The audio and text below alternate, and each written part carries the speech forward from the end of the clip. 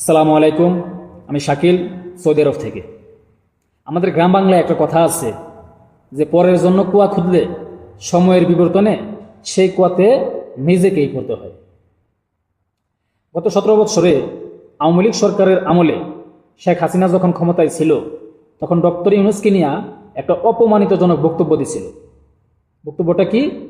যে ডক্টর ইউনূসকে পদ্মা নদীতে নিয়ে দুইটা চুবনি দিয়ে আসে চুপচুপ করে। তো ডক্টর ইউনূসও কিন্তু একজন মাস্টার মাইন্ডের খেলোয়াড়। অনেকেই ভাবছে যে ডক্টর ইউনূস রাজনীতি জানে না। এখন ডক্টর ইউনূস এমন একটা পদক্ষেপ নিছে যেন শেখ হাসিনা প্রতিনিয়তই চুবনি খায়। যে বলতেছে কি দেখেন, ডক্টর ইউনূস বলতেছে যে আওয়ামী লীগের আমলে উন্নয়নের নামে লুটপাট হয়েছে। তাদের উন্নয়নের গল্পের পোস্টমর্টেমে যেটা, সেটার ভয়াবহ চিত্র বের হয়েছে।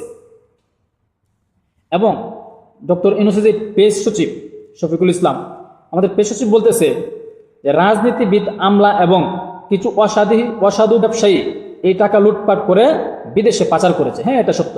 অনেক অসাধু ব্যবসায়ীরা টাকা লুটপাট করে বিদেশে পাচার করেছে।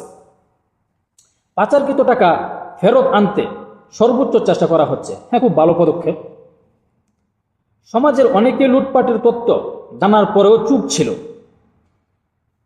এখন আমার কথা হলো যে আমাদের পেশ সচিব শরীফুল ইসলাম, উনি কেন চুপ ছিল? উনিও তো জানতো যে লুটপাট হচ্ছে। উনি কেন চুপ ছিল? উনিও তো কথা বলে নাই। ক্ষমতায় আসার আগে তো উনি কোনো কথা বলে নাই যে লুটপাট হচ্ছে। দেখছেন আপনারা কোনো জায়গায় কথা বলতে? কেন বলে নাই? ভয়ে। তো এরকম তো অন্যদের বেলায়ও। ক্ষমতা ছাড়ার আগে 60,000 কোটি টাকা সরকার ছাপিয়েছে ভাগানোর জন্য। ক্ষমতা ছাড়ার আগে 60,000 কোটি টাকা ছাপাইছিল সরকার ভাগানোর জন্য। এটা পেশ সচিবের বক্তব্য। এখন এই যে কথাটা বললাম, এই কথাটার মানেটা কি? যে ডক্টর ইউনূস বলতেছে যে আওয়ামী লীগের আমলে উন্নয়নের নামে লুটপাট করা হয়েছে। এই পদক্ষেপটা নিচ্ছে কি? আমাদের যে পাঠ্য বইয়ে তোলার জন্য, যে আওয়ামী লীগের যে কুকৃতিগুলা পাঠ্য বইয়ে তোলার জন্য। তাই আমার মতামত এটা যৌক্তিক না। মানে আপনারা বলতে পারেন যে শেখ হাসিনাও তো যে প্রত্যেক জায়গায় বঙ্গবন্ধুর ছবি, মানে আওয়ামী লীগের বিভিন্ন উন্নয়নমূলক কর্মকাণ্ড লিখছে। হ্যাঁ, ভালো। তো ডক্টর ইউনূসের তো অনেক উন্নয়ন কর্মকাণ্ড আছে, ভালো গুণগান আছে, ওইগুলো ডক্টর ইউনূস তুলতে পারে। এবং জাতীয় 4 নেতা যারা আমাদের এই বাংলাদেশ নিয়ে যুদ্ধ করেছে, জীবন দিয়েছে, অনেক ইতিহাস আছে যেগুলো মুছে গেছে।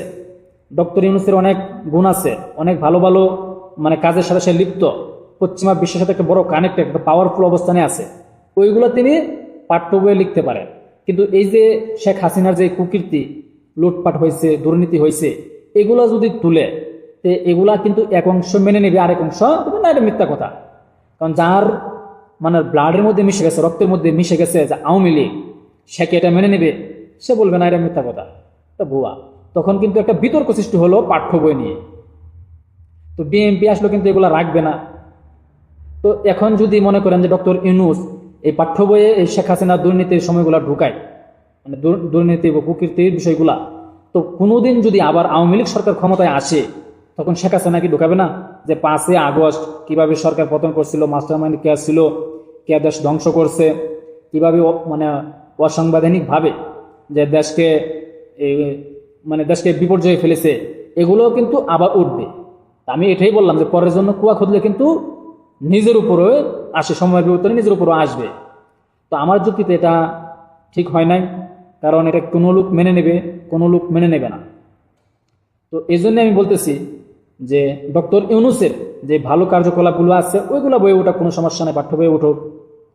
এবং যে স্মৃতিগুলো মুছে গেছিল, আমাদের 71 স্মৃতিগুলো, বুদ্ধিজীবী যারা ছিল এবং জাতীয় 4 নেতা যারা ছিল, তাদের যে ইতিহাস যেটা মুছে গিয়েছিল সেটাও আবার তোলা হোক, কোনো সমস্যা নেই। কিন্তু কোনো বিতর্কিত কাজ যেন পাঠ্য বই করা না হয়। এটা অনেকে মেনে নেবে, অনেকে মেনে নেবে না। তো দেখা যাক কি করা হয়। কারণ এই বছর তো আবার পাঠ্য বই ছাপানো হয়ে গেছে। যদি ডক্টর ইউনূস থাকে তো হয়তো সামনের বছর এটা হবে। তো যাই হোক, দেখা যাক ডক্টর ইউনূস কি করে, কি পদক্ষেপ নেয়। আসসালামু আলাইকুম।